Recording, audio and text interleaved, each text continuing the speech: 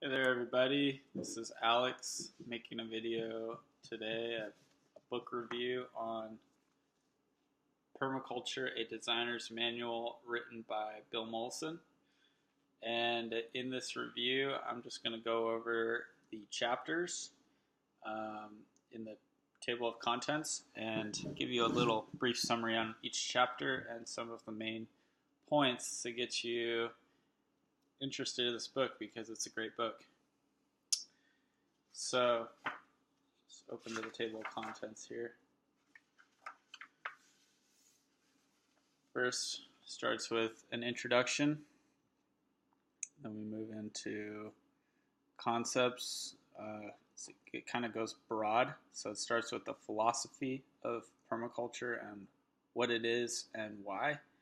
And then he starts getting into design and explaining that basically permaculture is a way of designing permanent human settlements. So designing things with nature so that they can be sustained indefinitely and permanently, which is the name permaculture, culture being human culture, human society, permanent as in permanent, perma. And originally the term is referred to agriculture, permanent agriculture, because as human beings we need food, and so the basis of a permanent society will be a permanent agriculture. And for many of you watching this, I'm sure you already know that. And agriculture as a term can be used broadly, so it can be used to include sustainable hunting or foraging, for example. But that's not the point of this book. And actually, the introduction of this book, he makes it a clear point that the point is to turn away from the industrialized model of agriculture towards taking personal responsibility for what we consume. And by the way to do this is what he's proposing, in recognition that most of us do not live on the edge of civilization or near abundant hunting grounds any longer, but we live in built environments and surrounded by other humans. And that because of this, it's the means, the production of our goods and whatnot is trucked and transported to us, but so we don't have a feeling for how much space the stuff that we're consuming is actually needing to create. So his proposal in this is that in order to restore habitat, which is probably the most important thing that can be done to mitigate the effects of global warming and environmental destruction, it becomes a personal task of feeding ourselves, and also a self-reliance philosophy, which he proposes is easy if designed properly, because you can design yourself out of work and have nature do the work for you if you know what you're doing in the design process, in order to do what he terms to catch and store energy is the goal of permaculture. And energy can be defined as basic inputs that can be used to create life. So that can be sunshine or water or soil, because you can grow food, you can grow, and therefore grow people, animals, etc. And so that's the goal of permaculture, is to create systems that are continually regenerating. He alludes in the beginning to Aborigine or Aboriginal, I'm not sure the pronunciation or the correct form of that word to use in this context, but he says that essentially they have a belief that the goal of life is to become the most alive that you can become. And every time they talk about energy, he says they are using the word life in their culture. And so, and the cover of this book is the rainbow serpent, which is a native belief that there was a serpent that slithered across the surface of the earth and created the mountains and created the landscape and went under in the water and is hiding very deeply in the water, and will, when conditions are right, he comes out and arches across the sky to another watering hole, and you can see him in the form of a rainbow. And the rainbow serpent forms what they call the egg of life, or that amount of life that can't be created or destroyed, similar to Brahma or something from Hindu philosophy. Essentially, that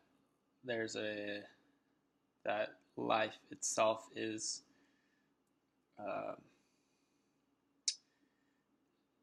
it is self-creating and self-maintaining, and the earth itself is actually a self-regulating organism that has self-regulated itself all the way into the production of humankind.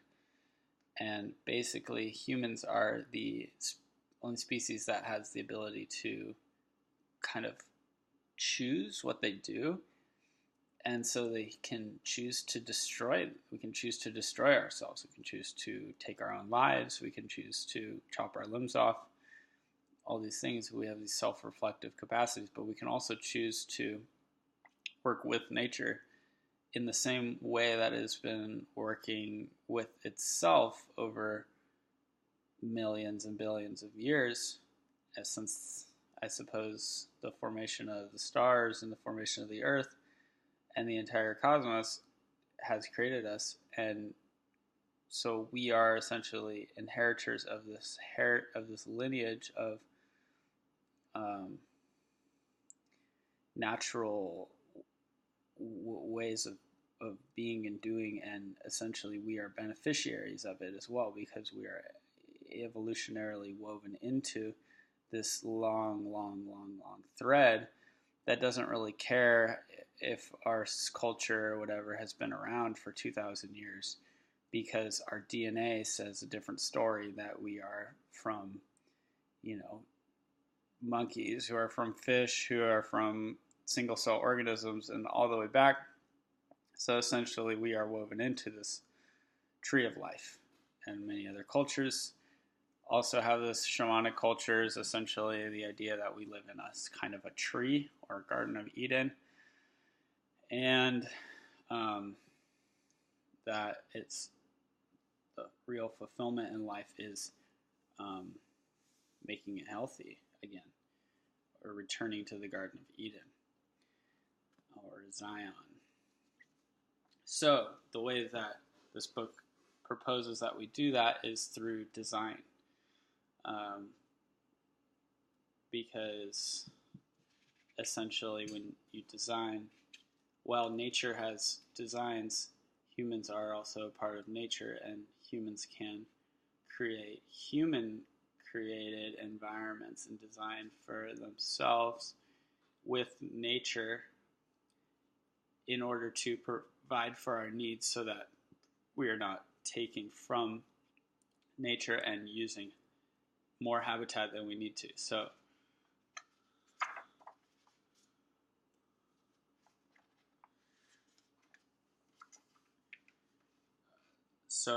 the concepts, the first chapter is concepts. Sorry, second chapter is, so that was basically a recap of the first chapter that I described. And the ethics in permaculture would be earth care first, and then people care, and also fair share or return of the surplus, or basically saying like, don't take too much, you selfish, greedy asshole. Make sure you're sharing it around and putting it back into the system so that energy can keep flowing. And that includes money. So basically that's capitalism in a nutshell, is if you have one person hoarding all the money, everybody else, no one else can have it, and then doesn't make sense. Ideally, the capital would be free flowing. We could go on and on about this. So trickle down economics doesn't work, and that's essentially redistributing the money to people who are spending it and circulating it in the economy. Makes for a better, more healthy economy than it does to just give it all to one person who holds it in a bank account or whatever. So that's kind of semi-related, but essentially it's a similar point that the point is to regenerate the earth, and the point is to live closer to the earth and in harmony with the earth, and that you can play many roles in this game. So we have second chapter, concepts and themes in design. We brings up yields. You want to obtain a yield, essentially being part of a productive system. Cycles or niches in time. It's kind of explaining that. I mean, it's a self-explanatory thing. And then it gets more and more specific. So methods of design. It's a great book. It's a great book. Methods of design. Introduction, analysis, design by listing characteristics, components, observation, deduction from nature, options and decisions, data overlay, flow diagrams, zoning of information and ethics, incremental design, summary of design methods, the concepts of guilds, succession, evolution of a system, the establishment and maintenance of systems, general practical procedures, and a principal summary. And then he gets into patterns in nature, so that these themes and concepts and also methods and design can be grounded in actual natural patterns, which he goes into a list of actual physical phenomena in nature and in the cosmos, that the way that matter interacts and energy interacts and flows, so that our design can be even more integrated, can move from the human realm and bring in the forces of nature more effectively, so that it's benefiting us. So it's this interaction, this play between human design and the natural world. So he has a general pattern model of events, matrices, and strategies. And you can read all this in the link below. I'm going to post a copy of the entire book in PDF. And basically, if you're interested, this is basically landscape architecture or landscape design.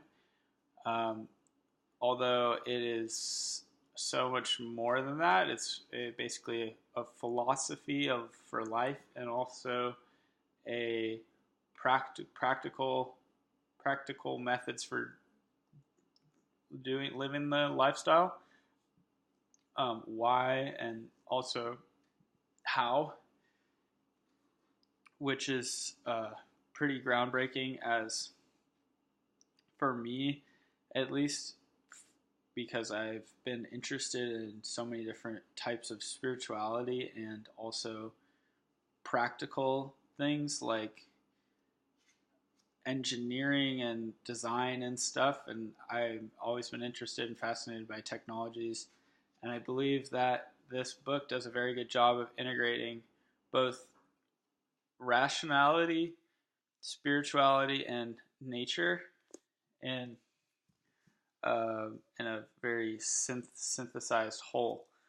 And if I was doubtful of Bill Molson and the permaculture community, because a lot of it seems kind of draconian in a sense, when David Holmgren talks about, like only have one kid and all this stuff, or draconian in the sense of corporations and civilization is bad and we need to kind of cut ourselves off and live in like little eco communes away from everything.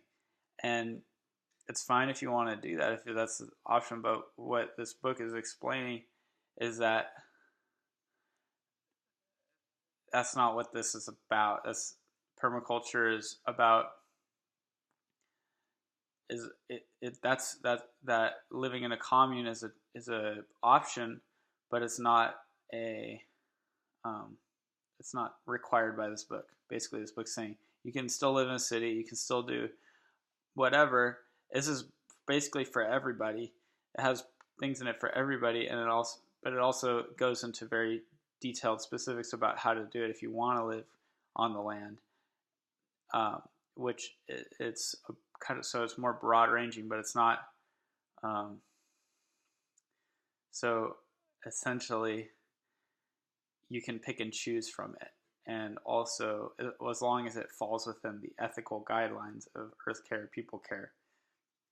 You're not required to live in a commune if that doesn't work for your lifestyle. You can still live in a city and practice permaculture in a city and understand the same kinds of things like energy flows and capital and whatnot in terms of permaculture, and also so it will allow for a more kind of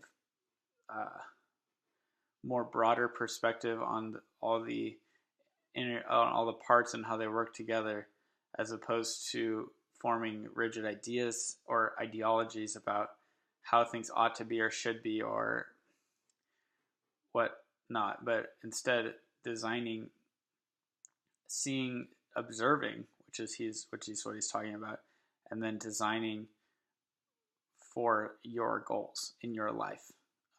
So whatever you want to see happen, whether you want healthier food, whether you want more time, free time, whether you want, more income or money, or whether you want, closer to nature, or you find satisfaction in gathering resources or gathering people together. It gives a philosophy for people to live in harmony, which is the goal. The goal is to create a situation where there's not competition for scarce resources that are running out, but to design so that resources become abundant and that humans become sufficient unto themselves, and that we're not taking so much, but we're in fact creating wealth, real wealth, rather than extractive wealth, which is essentially the wealth that we are quote unquote creating, which is more like converting the earth into dollar bills. But the issue with that is that it's not a sustainable economy, so it can't go on. And two, it's destroying, polluting the environment and the earth, so it's threatening our own existence and the existence of many other species. And three, it's leaving the next generation without those resources, without the wealth. And maybe the kids will receive the money from the parents, but the world will be impoverished because it won't have that energy anymore. So what he's proposing is that we form positive EROIs, or energy return on energy invested, situations and scenarios, also including for businesses. Because if you have a pseudo-economic situation where the real costs of things are not reflected in their prices, it allows for actions to be done that further down the line, even in your own lifetime or your own business's lifetime, can be totally detrimental and can really screw you. Whereas if you abide by a different accounting mechanism, such as EROI, and understanding the energetic implications of the actions that are being performed in terms of measurements, qualitative measurements like soil health, and also simply like BTUs in terms of gasoline, and like these other technologies like ethanol and biodiesel, you can come to some pretty clear conclusions about the environmental and energetic implications of the actions that are being taken.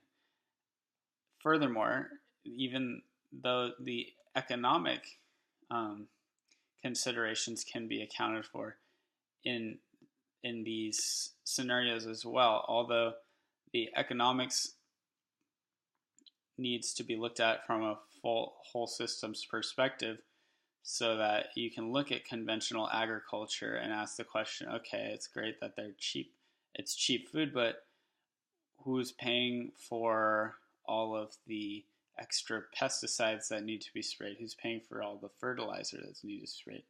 And who's paying for all of the soil that's being lost? And if you actually go into accounting for these energetic losses and these expenditures, you can see that the U.S. government subsidizes it, so taxpayers are paying for it. Additionally, if future generations are paying for it because we're losing soil, and the whole nation's paying for it because the soil's basically a form of biological wealth that the nation has, then we're all becoming impoverished. Even though the price is cheap, it's not reflecting the full cost. So the full cost can be thought of as energetic. But even from an economic perspective, it's still doesn't make sense. Yet there is subsidies in place because essentially, well, we could argue that the government's corrupt and all this stuff, and why can't we just have a free market economy where people, etc., etc., etc. So like, why does capitalism form this situation where people can corrupt the government and cause them to give them extra benefits to create a totally unsustainable system that is not? And maybe that's a form of too much capital and not being redistributed. I don't know. That's a good question. Anyway, I'll get back to the book. Chapters 10, 11, 12. So then he goes into really specifics.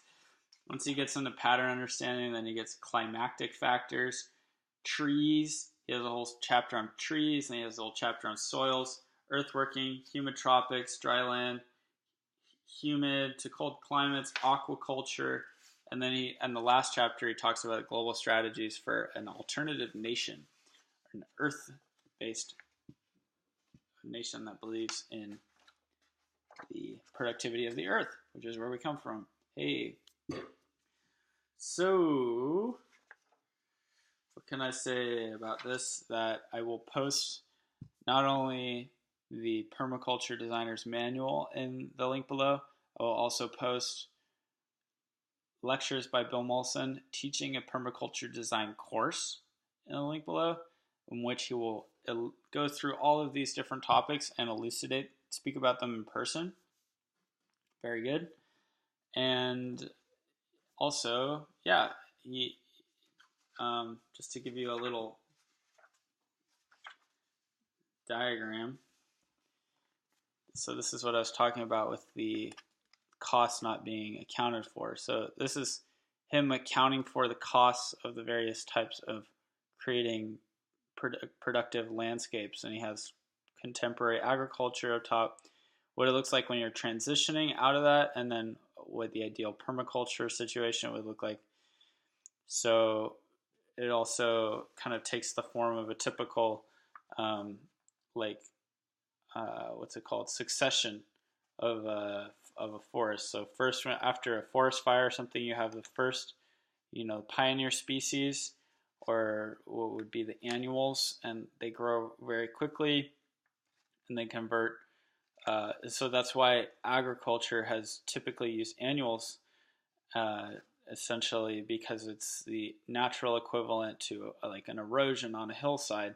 It exposes a bunch of nutrients, and the plants can absorb it really quickly and kind of get like a short burst and grow, and then we can harvest it, and then they till the soil and do it again and again and again. But the problem is that it makes the soil run out of those nutrients, and also those bacteria that live in the soil die, their bodies decompose, and all the nutrients that their decomposing bodies give up, the plants take up as nutrient fertilizer, and they can grow.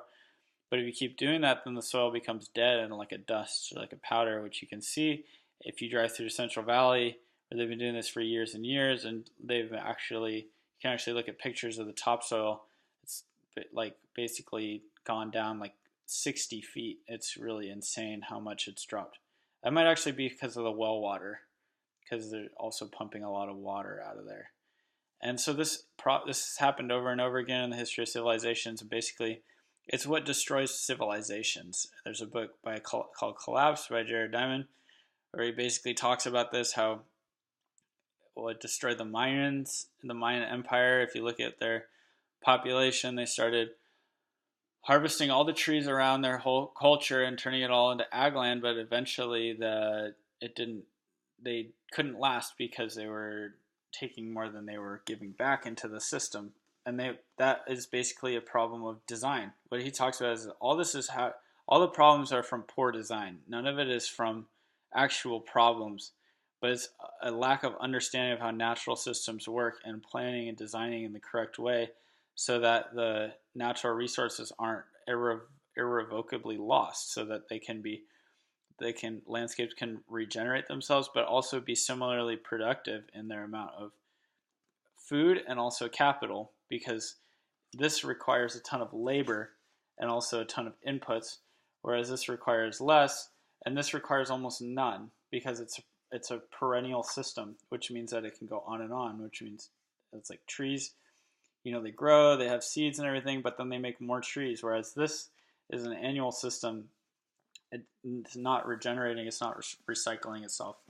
And so that's just like a little brief tidbit. Here's another diagram on the way that things are patterned. He breaks it up into organic elements, inorganic and derived organic elements, socio-legal elements, and then he kind of shows how they all interact. And so one of this area is technology, which is what I'm kind of been most interested in historically, would be only one of the elements for the entire broad-scale permaculture design, which would also include people, human social systems, and then it would include energetic flows in terms of nutrients. And so essentially you can apply this design to anything. If you own a business or if you own whatever, you can look at the terms of like, okay, so where is my capital? Where am I putting it, and where am I spending it, and where is this coming from? And what will the price of diesel fuel be in 15 years from now, or even 3 years from now?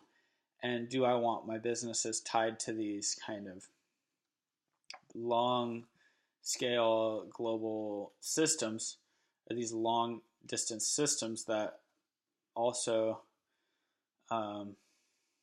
essentially there's no guarantee that it's going to be continually cheap forever, etc., etc. And so, and also when you're divorced from the actual resources, you don't know what effects it's having, and also if it can sustain itself. So you don't know if, but in the global market economy, it's all kind of hidden and swept under the rug, so you're not actually sure what's happening.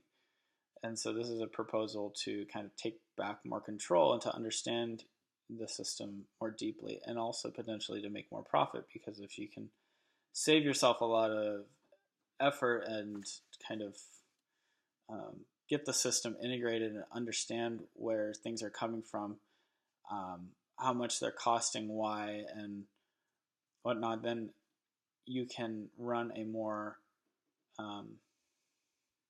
tight ship where you know who you're depending on, and you can take care of each other, and you can understand how things are going with them, and you can have more of a heads up and whatnot, and not be so dependent upon foreign markets and commodity markets. So this is true for agricultural producers as well. And if you're listening to this, probably already understand it if you've listened to this far. So maybe I don't need to go that far into this thing.